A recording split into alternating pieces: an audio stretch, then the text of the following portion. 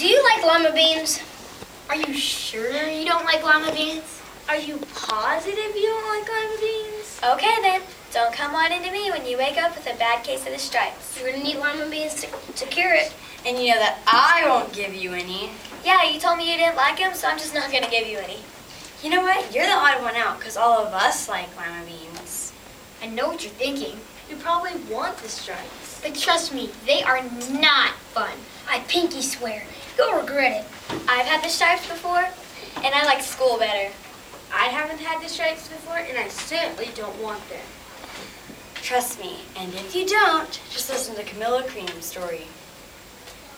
A Bad Case of Stripes by David Shannon. Camilla Cream loved lima beans, but she never ate them. All of her friends hated lima beans, and she wanted to fit in. Camilla always worried about what other people thought of her. Today, she was fretting even more than usual. It was the very first day of school, and she couldn't decide what to wear. There were so many people to impress. She tried on 42 outfits, but none to be quite right. She put on a pretty red dress and looked in the mirror. Then she screamed. Her mother ran into the room. She screamed too. Oh my heavens, you're completely covered with stripes! She cried. This was certainly true. Camilla was striped from head to toe. She looked like a rainbow. Mrs. Cream felt Camilla's forehead. Do you feel all right? She asked. I feel fine, but just look at me. Camilla answered. You get back in bed this instant. You're not going to school today. Her mother ordered. Camilla was relieved. She didn't want to miss the first day of school, but she was afraid of what the other kids would say, and she had no idea what to wear with those crazy stripes. That afternoon, Dr. Bumble came to examine Camilla. Most extraordinary. I've never seen anything like it. Are you having any coughing, sneezing, runny nose, aches, pains, chills, hot flashes, dizziness, drowsiness, shortness of breath, and uncontrollable twitching? He asked. No, I feel fine. Camilla told him. Well, then I don't see any reason why she shouldn't go to school tomorrow. Here's some ointment that should clear up those stripes in a few days. And if it doesn't, you know where to reach me. Dr. Bumble said, turning to Mrs. Cream, and he went off. The next day was a disaster. Everyone at school laughed at Camilla. They called her Camilla Crayon and Night of the Living Lollipop. She tried her best to act that everything was normal. But when the class had the Pledge of Allegiance, her stripes turned red, white, and blue, and she broke out in stars. The other kids thought this was great. One yelled out, Let's see some polka dots. Sure enough, Camilla turned all polka dotty. Someone else shouted, Checkerboard. and a pattern of squares covered her skin. Soon everyone was calling out different shapes and colors, and poor Camilla was changing faster than you can change channels on a TV. That night, Mr. Hunt, the school principal, called. I'm sorry, Mrs. Cream. I'm going to have to ask you to keep Camilla home from school. She's just too much of a distraction, and I've been getting phone calls from the other parents. They're afraid those stripes may be contagious. He said. Camilla was so embarrassed. She couldn't believe that 2 days ago everyone liked her. Now nobody wanted to be in the same room with her. Her father tried to make her feel better.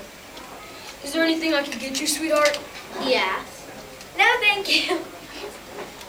Signed Camilla. What she really wanted was a nice plate of lima beans.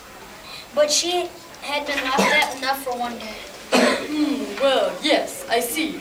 I better bring in the specialist. We'll be right over. Said Dr. Bumble to Mr. Cream on the phone. About an hour later, Dr. Bumble arrived with 4 people in long white coats. He introduced them to the Cream. This is Dr. Grop, Dr. Sponge, Dr. Cricket, and Dr. Young. The other specialists went to work on Camilla. They jabbed and tapped, tested. It was very uncomfortable. Well, it's not the mumps. Or the measles. Definitely not the chicken pox. Or sunburn. Replied the specialist. Try these. Take one each before bed. Said the specialist. They each handed her a bottle filled with different colored pills. Then they filed out the front door, followed by Dr. Bumble. That night, Camilla took her medicine. It was awful. When she woke up the next morning, she did feel different. But when she got dressed, her clothes didn't fit right. She looked in the mirror, and there staring back at her was a giant, multicolored pill with a face on it. Dr. Bumble rushed over as soon as Mrs. Cream called. But this time, instead of the specialist, he bought the experts. Dr. Gord and Mr. Mullen were the finest scientific minds in the land.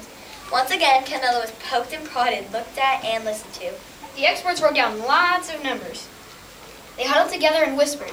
Then, they finally spoke. It might be a virus. He announced with authority. Suddenly, fuzzy little virus balls appeared all over Camilla. It might be some form of bacteria, said Mr. Mellon. Out popped squiggly little bacteria's tapes. Or it could be a fungus. Added Dr. Gord. Instantly, Camilla was covered with different colored fungus splotches. The experts looked at Camilla, then each other. We need to go over these numbers again back at the lab. We'll call you when we know something. Said the expert, but the experts did not have a clue, much less a cure. By now, the TV news had found out about Camilla. Reporters from every channel were outside her house, telling the story of the bizarre case of the incredible changing kid.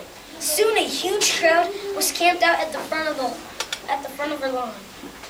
The creams were swamped with all kinds of remedies from psychologists, allergists, herbalists, nutritionists, psychics, an old medicine man, a guru, and even a veterinarian.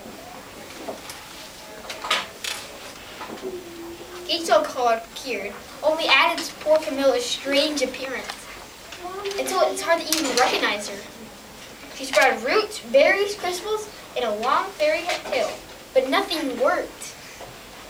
One day, a woman who called herself an environmental therapist claimed she could cure Camilla. She said, Close your eyes, breathe deeply, and become one with your room. I wish you hadn't said that. Camilla groaned. Slowly, she started to melt into walls of her room. Her bed became her mouth, her nose became her dresser, and two paintings of her eyes. The therapist screamed and ran from the house. What are we gonna do? It just keeps on getting worse and worse. Cried Mrs. Cream. She began to sob. At that moment, Mr. Cream heard a quiet little knock at the front door.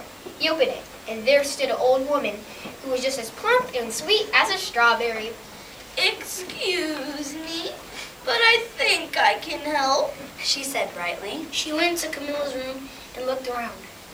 "My goodness! What we have here is a bad case of stripes. One of the worst I've ever seen." She said with a shake of her head.